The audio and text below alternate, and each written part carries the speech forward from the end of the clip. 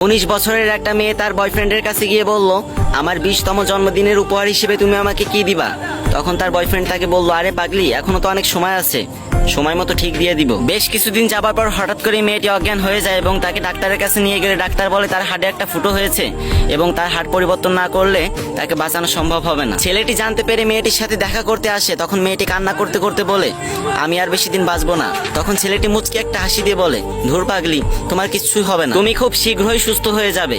কিছুদিন পর মেয়েটি সম্পূর্ণ সুস্থ হয়ে বাসায় যায় এবং তার বয়ফ্রেন্ডকে খুঁজতে থাকে। সে যখন তার বয়ফ্রেন্ডের বাসায় যায় তখন তার বয়ফ্রেন্ডের টেবিলের উপর একটা চিঠি রাখা ছিল। চিঠিতে লেখা ছিল, আমি বলেছিলাম না তুমি খুব শীঘ্রই সুস্থ হয়ে যাবে, দেখেছো আমি যা বলেছি তাই হয়েছে। আর তুমি আমার কাছে 20তম জন্মদিনের উপহার চেয়েছিলে না, আমি আমার হারটা তোমাকে দিয়ে দিছি, এটা হলো আমার পক্ষ থেকে তোমার জন্য ছোট্ট একটা উপহার। তখন মেয়েটি কান্নায় ভেঙে পড়লো। এমনকি জীবনে সে কখনো বিয়েও করেনি। এটাই মনে হয় ভালোবাসা, তাই না? আপনারা কি বলেন?